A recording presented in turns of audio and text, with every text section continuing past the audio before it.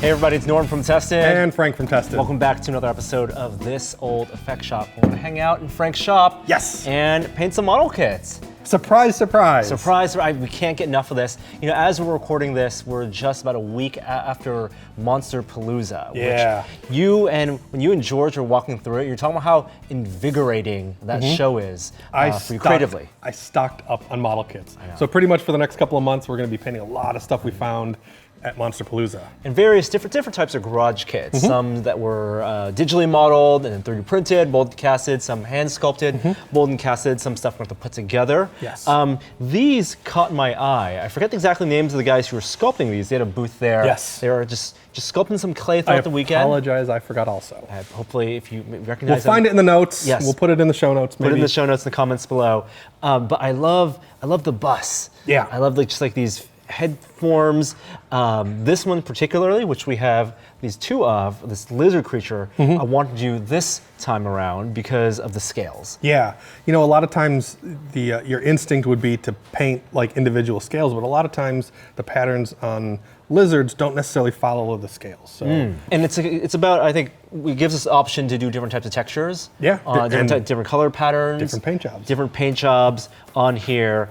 Maybe not just as simple as like a wash that we've done before. Yeah, well, we'll probably start out with browning it up a little bit. But my casting came gray naturally. So I scuffed this with some Scotch-Brite and then hit it with some primer because it was already gray. This is pretty much what it looked like. Now yours is this pinkish tannish color. Yeah. You can just go straight in and just kind of scuff the surface with Scotch-Brite. Okay. I've already wiped these things off with some acetone to make sure there's no mold release, or you can also use like 99% alcohol. But just give it a little bit of a scuff will help give you a mechanical bond on the paint. Primer, obviously it's already like primed, so we can just go straight in with paint. So now what's the difference between like if I scuff this up and start painting on it versus priming it first? And well, the primer kind of puts a coat over the whole thing, so the paint's going to want to stick a little bit more everywhere. This just kind of helps rough up the surface. But the first thing you're going to do on yours is do a brown wash. So that's kind of like priming it. No, you can buy model kits cast in different colors. This was gray. This one's more of a tan pink. Does that really affect what your finish, what your options are when you choose your own adventure for the paint job? Well, it depends. I mean, sometimes when I go through places like Monsterpalooza, the kits that catch my eye are the ones that are cast in a slightly translucent resin, because then you have a lot more way to paint that depth. But having something primer gray like this, like I'm going to try and paint as translucent of, as appearing of a paint job as I can. But the actual color itself? It doesn't really matter that much. I mean, whether it's primered or a natural color, it's fine. Yeah, it doesn't really influence. Sometimes it'll influence me on what color the final piece will end up being. Like what does this speak to you? Like some people would instantly say, oh, it's a green lizard, or some people would say it's a pale lizard, or whatever comes to your mind. That might be influenced by what the kit is cast in. It's a noble lizard.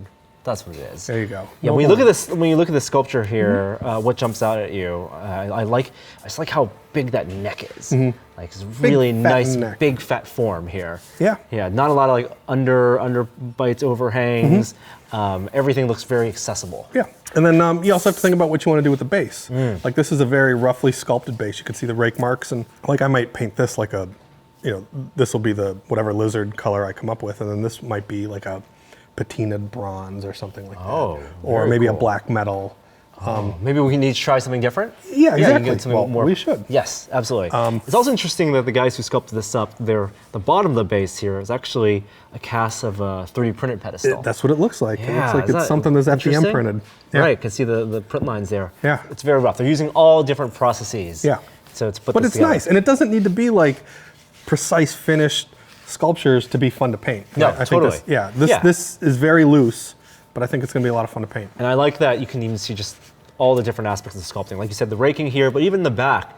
Like these scales are just pieces of clay just stuck on the end. Give them a little bit more relief on here. It looks like they sculpted in the lines with a tool and then added in for some of the scales that pop up with extra pieces of clay. But that's how scales are in some lizards and a little bit uneven. Reptiles. Yep. Yeah.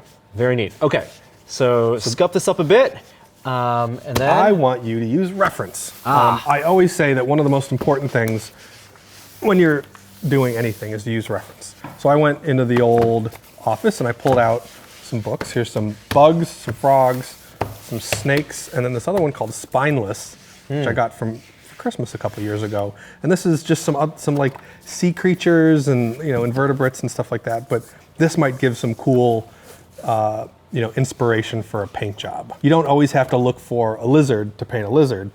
Think outside the box a little bit. That's why I got the bugs and the frogs and Yeah, when I think of lizard, I do think very much of frogs, and green and red. Well, I mean, there's a lot of snakes in there that aren't just green. There's a lot of brown. Like this could be painted like yours. See this like light tan undertone? Right.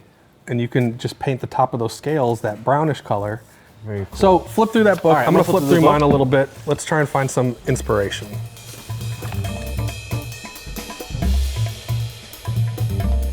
I think I might use this. I might do this. And you see what I mean? How that doesn't necessarily follow. See how this is like half white and half black? Try and wipe as much off as you can, and then you can just kind of dry brush on the greens and then the gradient along, along there. Yeah. You've chosen your animal. I have chosen. Yes. I found this grasshopper not only because it already has some grays as an undertone, but just because like it's kind of striking with this gray and yellow, and I kind of like it. It spoke to me. It's very uneven. Yeah. The green and so yellow. yeah, I'll have to interpret this bug anatomy into a lizard anatomy. So that'll be part of the challenge, is to try and figure out where I'm going to put those patterns and how to distribute those colors. Is it kind of like, are you also going to take inspiration from where the patterns are laid Absolutely. out, like relative to the eyes, where the yellow wraps around exactly. the top? Okay. Yeah. That's a fun creative exercise. Yeah. I'm going to do something more straightforward. It's a snake right here. It's an African bush viper, and I like this color texture. I also like how uneven it is. I see that in this snake, a lot of the scales there's a lot of space between it, and it's very dark underneath here. So it's dark. I think instead of starting with a brown wash, you should start with a black wash. And I may do the same thing on mine, just because I think that black's going to read better in the cracks. Okay. All right. To the washes. To the washes. Okay.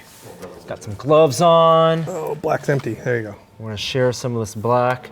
Let's take a look at this paint. Sorry. This is opaque black. So translucent opaques, we're going opaque. Don't paint too much. You have to make sure it stays a little wet so that it gets into those cracks. Because otherwise you won't be able to wipe it off.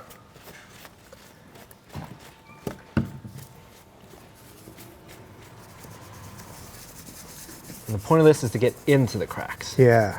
I mean, it does kind of, gray up the whole thing. You can, if you think that this is too gray, you could go back and hit this surface with that Scotch-Brite and knock all the paint off of the surface. And you still, at that point, you won't take the black out of the cracks. Yeah.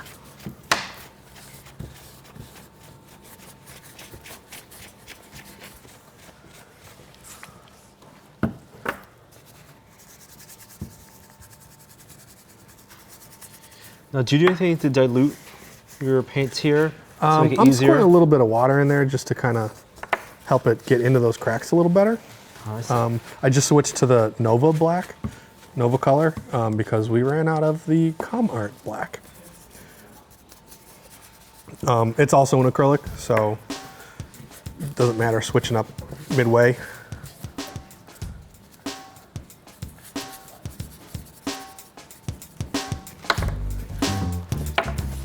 Finding that timing between how wet your paint is and how long you leave it on and how quick you wipe it off is sometimes the difference between like a really dark coat and really light washes. So the longer you leave it on, obviously the harder it's going to be to wipe it off. You can see even with just like this black wash, it just like really brings out a lot of these sculptural details, which a lot of times kits like this are easier to paint because it's got all that detail to kind of smear color into. Now I'm using some undiluted black to kind of scrub into parts that I want to be darker. And you're still thinking just about the seam lines, the lines in between the cracks. Yeah. Yep. What's the effect when the lines are darker, like for the final? Well, it's all about balancing your your highlights and shadows and your light and darker areas and stuff. You know, you don't want, I try to never make any kind of pass of painting or sculpting or texture or anything homogeneous over the whole thing. You know, like you have to have a place for your eye to settle and a place for your eye to be drawn. You know, even now that this thing's all done, I'm kind of scrubbing over the whole thing with this paper towel to kind of wipe off as much as I can off of the surface. Okay, Frank, you told me to stop. I think you've gone a little bit too dark on that, because see how on mine you can see the darkness in the cracks, and this is still like a light, like this is starting to get just way too dark. So was that a time thing, or is it some of it is timing your paint versus wiping it off, and some of it might be because this was primed and this wasn't. I don't know, but how do you fix it? How do you fix it? You take the Scotch-Brite. Stop it. Okay. They take the Scotch-Brite that you use to scuff this up, and this Scotch-Brite is really only going to take off the top surface. Look at how nice that looks. So you could just take this and just give this whole thing a good scrubbing, and it'll take that back down, and it'll leave those colors just in the cracks. And actually, I mean, that looks pretty cool. It looks really cool. Yeah. But now you can start bringing in those greens and those other blacks to kind of give it some definition. So why don't you go ahead and Scotch-Brite all around so that it's only leaving those dark areas in the cracks. So now while you're doing that, Norm, I'm going to start airbrushing on mine. Okay. I want to start by looking at where the yellows are in here, and I'm going to start establishing this yellow pattern. Now, I talked about how scales don't necessarily, or color patterns don't necessarily follow the scales, and I'm going to hold that true on this. And you can see that even on your snake. Like, it's not that an individual scale is one color, and then the next one's a different color.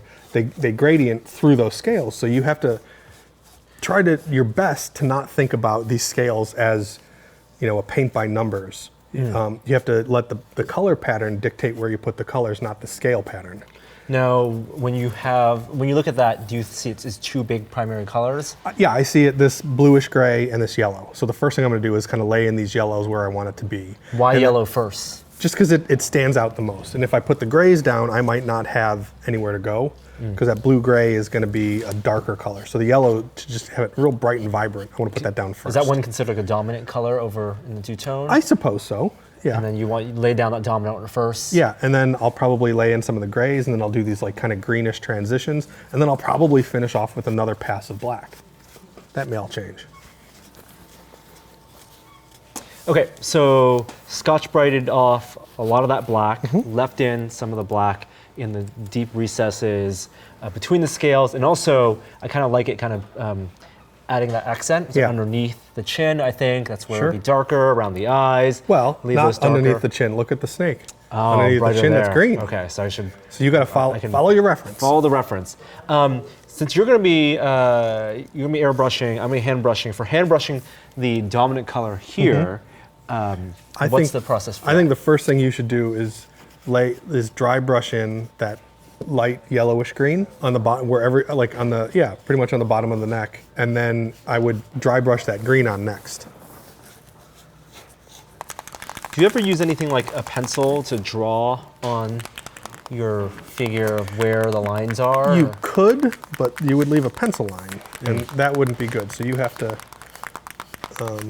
I mean, especially I think with something like this, I think you need to kind of just use your painting as the way you outline all that.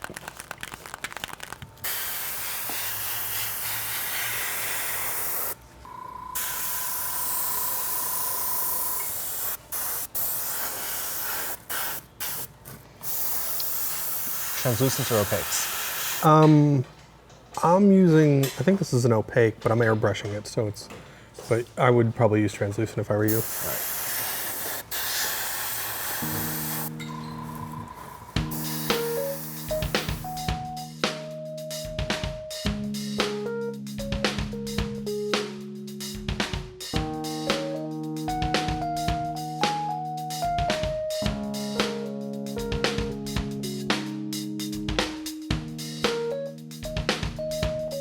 Okay, Frank, I've done a first dry brush pass, which I'm really liking. Yeah, I think that you're getting a really good hang of that dry brushing. And what I was focusing on is making sure not to take away from that wash. Yeah. There's black lines in between. Slightly kissing it, maybe where I'm imagining, for example, here, I'm imagining the line to kind of blend around here on the bottom of the chin. Look at that, here. all these years of us painting kits together, it's finally sinking in. Sinking in a little there, and then what's next? I would start to dry brush on greens. See how that goes from that yellow on the bottom to that greens, and it's less green towards the top. So don't go bookend, like yellow, green, and then the middle. Yeah. Do the transition that yellow to green, and then that green to the black. See the very top of it? It's very much darker. Very dark. So if you think about this as its natural camouflage, you're looking down on something that's going to be dark. So. All right, and then for you, how's it going? Me, I airbrushed in those yellows, and then I started throwing in some greens, and now I'm going to go in for like a bluish gray and kind of tie some of this stuff together. And your greens, again, you saw you drawing that around the face, kind of matching the reference there. I'm trying to interpret that. I think there's some things that I may go in and detail in with a brush and do some stuff. But.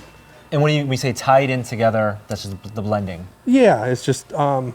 you know, right now it's just like some yellow stuck on there and some green stuck on there. Like as this transition kind of develops and as some of the details go in there, it'll all like come together. Okay. Yep. All right, gotta find some green.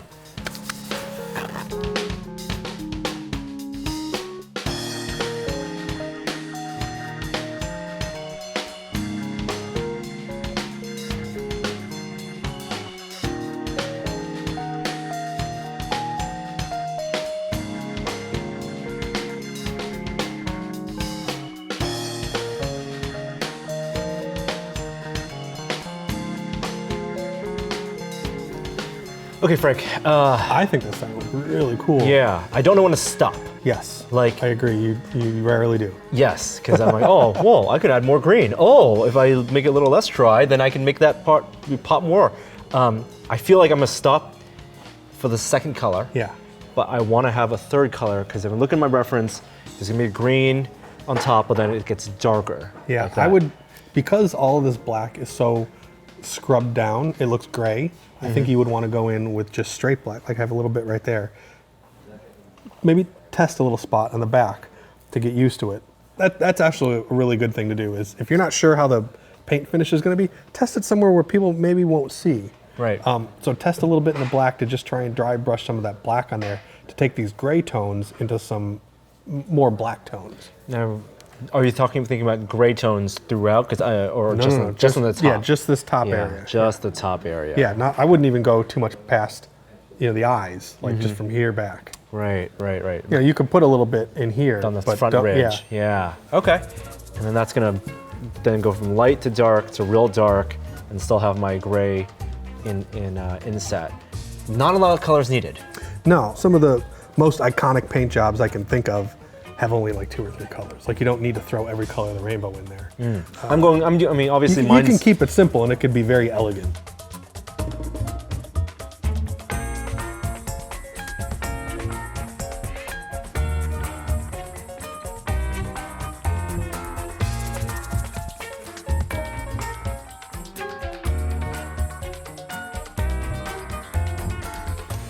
Oh, wow.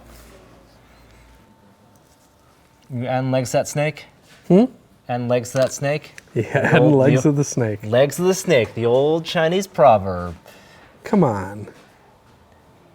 I like those dots. No, it's right off your reference. Yeah, well, that's what I'm doing. There's little black spots on there. I added a little bit of this green swirly stuff, and now I'm just doing some black spots and black lines because it's in the reference. Okay, Frank, you're just about done with yours? Pretty much. There's a couple things I want to do. First thing I want to do is I'm going to mask off the lizard head, and I'm going to spray paint the base. And then I'll crystal clear this, and then I'll age this down with some dark color. But you're pretty happy with the actual lizard itself? Yeah, pretty much. I think once I crystal clear this, it'll give it a little bit of a gloss sheen, and I think that'll be just about where I want it. Okay. I followed your instructions. Yes. And I got that black on the top. Yes. I don't know if it shows up as much as I'd hoped in my head. I think you just need a little bit more contrast on that. And I think all you really need to do is just hit that black a little bit more. All right. So here. Let's see what you can do to help that pop.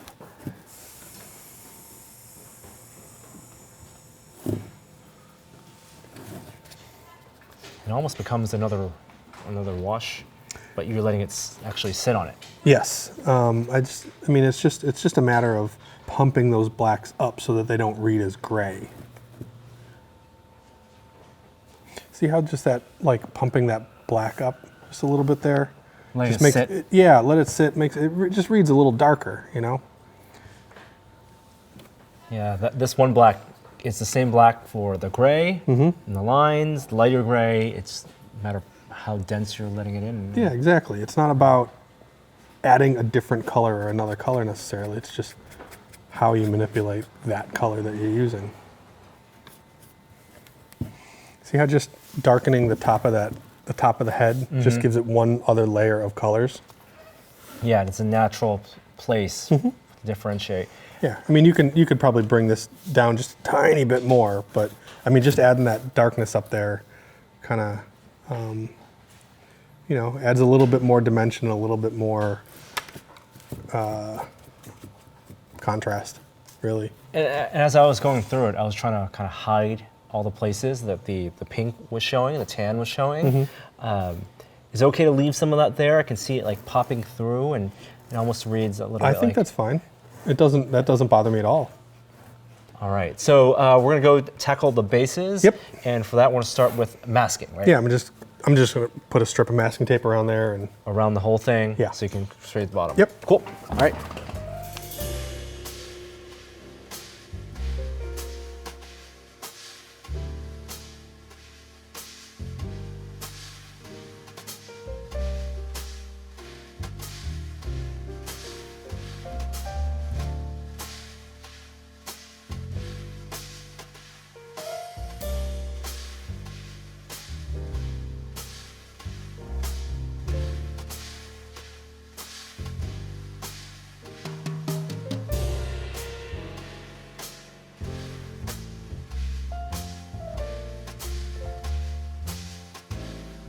Frank's time to tackle those bases. unwrap your presents. Unwrap the model presents. Okay, clearly different base coats here. Yeah, I put a metallic color on and you put a flat gray on. Yes. Technically, you helped me put this on. Yes. Flat gray, this is the same primer you used? Or is this actually... That's just a regular primer. Whenever I'm painting the model kit, I try and use as fine a primer as I can, so I use like a Tamiya. It's like a really finely ground pigment. It doesn't build up too much. Because that base is already really rough and it's not, the detail isn't important, I just use any old primer. Okay.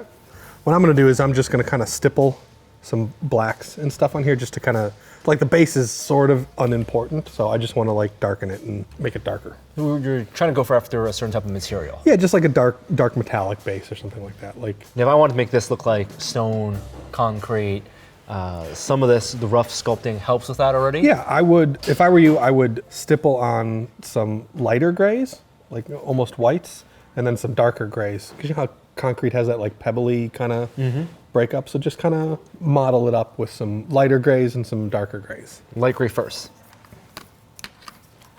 And when you're stippling this color on there, is there any direction that you're going in? Or I'm trying to make it non-directional. Okay.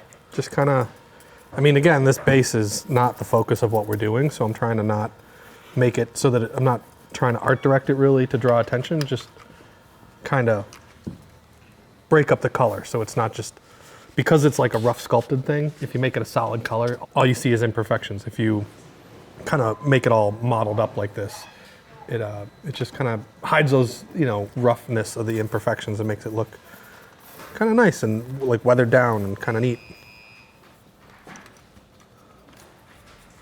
Yeah, I think that's decent. I like it. And then darker pass?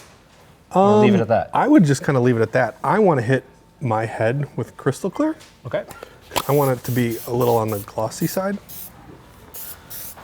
So to just hit the head.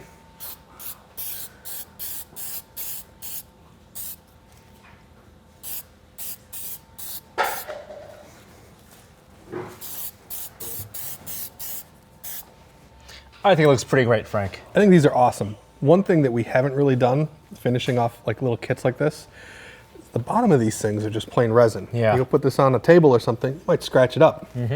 So if you go to like a hobby shop, like Michael's, you can get this adhesive-backed felt. Oh. And so it's rigid.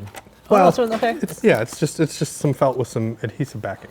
Yes. So what we'll do, making giant chess pieces.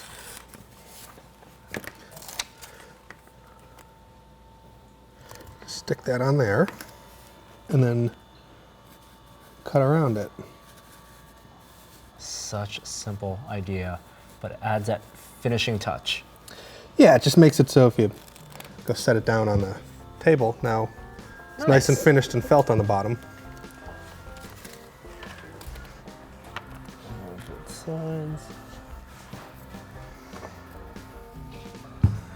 Well done. I think it's pretty awesome. Yeah. Even though I think you copied my paint scheme again.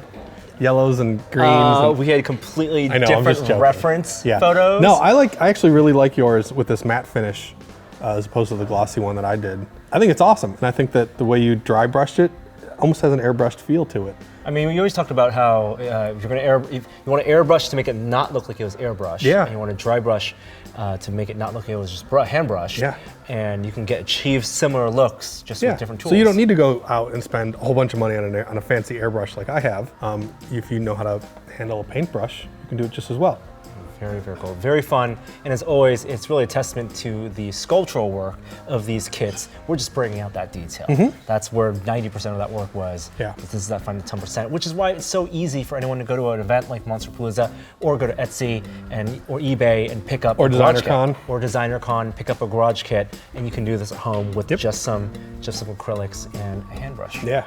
Very cool. Well, we'll be back next time with another project from Frank's shop. We've got a lot more kits that we have, a lot more garage kits, but we're always looking for more. Yes. So you can always reach out to us on the website and send us some kits, send us info, tell us what you'd like to see us do in the comments below. Until next time, Frank and I, see you then.